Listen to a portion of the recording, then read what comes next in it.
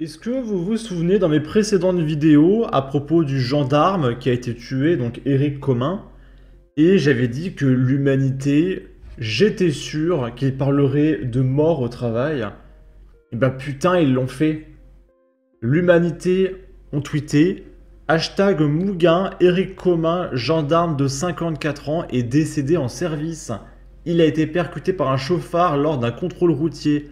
L'humanité s'associe à du accident pour documenter la réalité des morts au travail. Et c'est le 203e mort au travail. C'est-à-dire que ça fait 3 vidéos que je vous le dis, hein.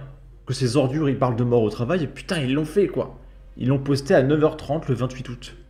C'est incroyable, mais vraiment, hein. C'est délirant. C'est un meurtre, ce n'est pas un accident du travail. L'accident du travail, la bêtise journalistique, et Samuel Paty, c'était un accident de trajet. Un jour, on apprendra que l'humanité est un faux journal dirigé en sous-main par l'extrême droite pour faire détester le communisme et l'extrême gauche, et ça ne surprendra personne. Vous n'avez pas honte, comment on peut à ce point être horrible? Mais c'est terrible, hein. Là, c'est Lucie Casse-Tête qui va parler du gendarme, et elle va dire que c'est un fait divers. On est sur RMC, donc petit filtre anti-droit d'auteur. Tac. Elle parle du fonctionnement de la justice. Je pense qu'il faut se garder de tirer des conclusions hâtives sur la base d'un fait divers. Je pense que là, la question, Sur la base d'un fait divers.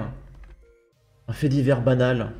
c'est les moyens de la justice, l'efficacité de la justice. Il faut une justice qui rende ses décisions rapidement et qui soit en mesure de travailler sereinement. Mais donc, je reviens sur ma question, cette loi immigration qui fait qu'un casier comme celui-là n'aurait pas permis l'obtention d'un permis de séjour, vous estimez que cette loi doit être mise à la poubelle? Alors, j'ai pas parlé de mise à la poubelle. Ce que j'ai dit, c'est qu'il faudra retravailler sur cette loi. C'est une loi qui a été saluée intégralement par le Rassemblement national. Je ne peux pas, dans ces conditions, et compte tenu du contenu de cette loi, dire qu'elle me convient. Donc là, on a un délinquant criminel avec un dossier judiciaire épais de 25 cm qui vient de tuer un policier. Et il y a la gauche qui nous explique qu'il faut abroger la loi immigration pour que ce genre d'individu puisse conserver ses droits sur le sol français et qu'il ne soit pas expulsé. Est-ce que vous vous rendez compte? Est-ce que vous vous rendez compte, bordel? Là, c'est Pablo Pilovivien. Pareil, hein, il va parler de faits divers banals. Notre République, elle est assise sur des principes.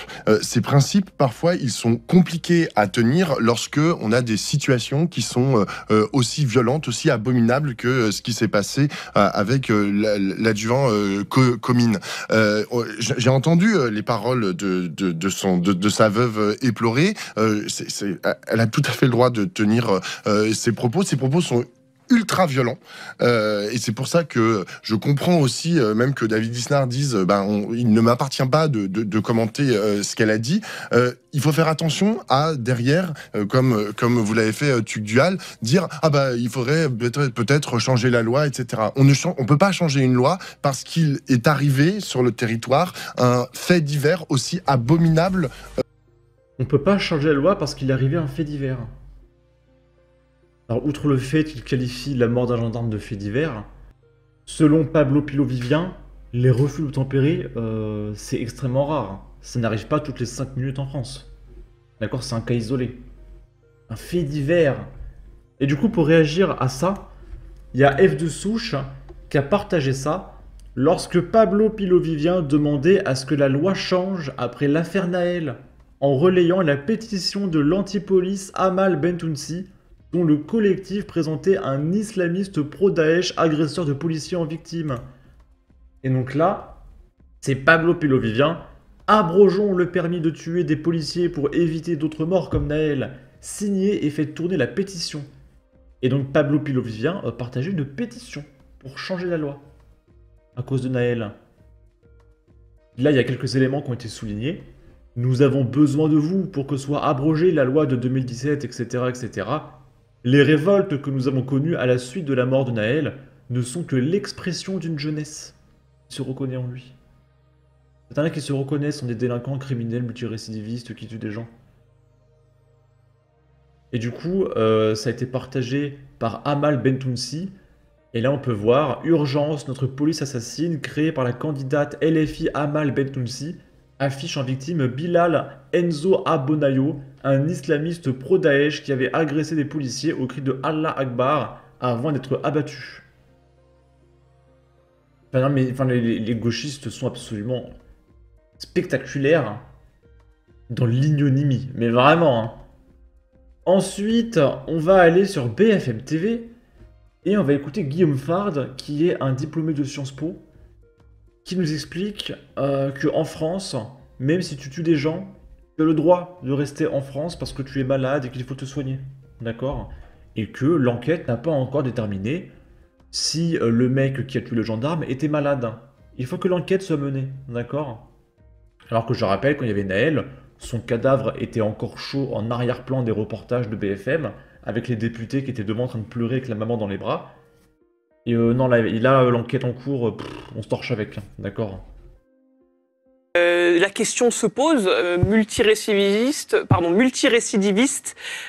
délinquant étranger encore sur ce territoire, certains se posent la question, est-ce qu'il aurait dû être expulsé? Il y a une loi immigration qui a été adoptée récemment, est-ce qu'elle n'était pas supposée faciliter justement l'expulsion de certains profils comme celui-ci? Si, après, deux remarques, il a échappé à personne que cette loi qui a été votée était en très grande partie anticonstitutionnelle et de très nombreuses dispositions ont été censurées, c'est la première remarque, et la seconde, c'est que à titre personnel, je n'ai pas d'informations sur la situation de cet homme en particulier qui lui permettait de se maintenir sur le territoire national.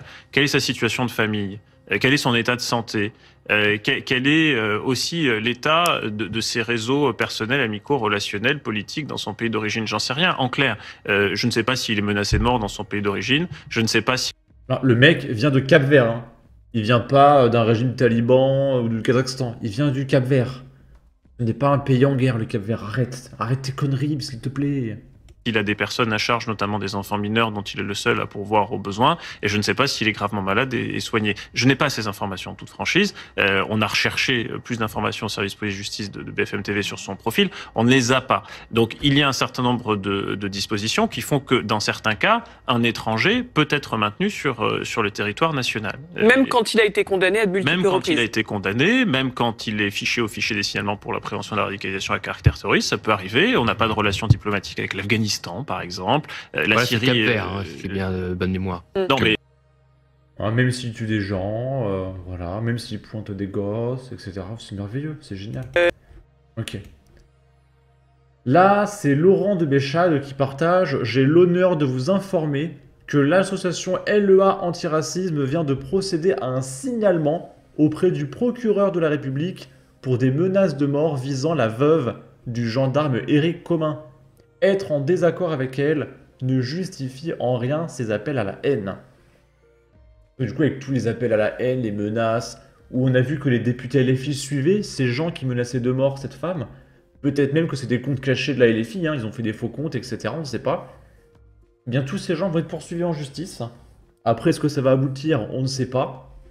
Parce qu'ils seront très certainement protégés par le système.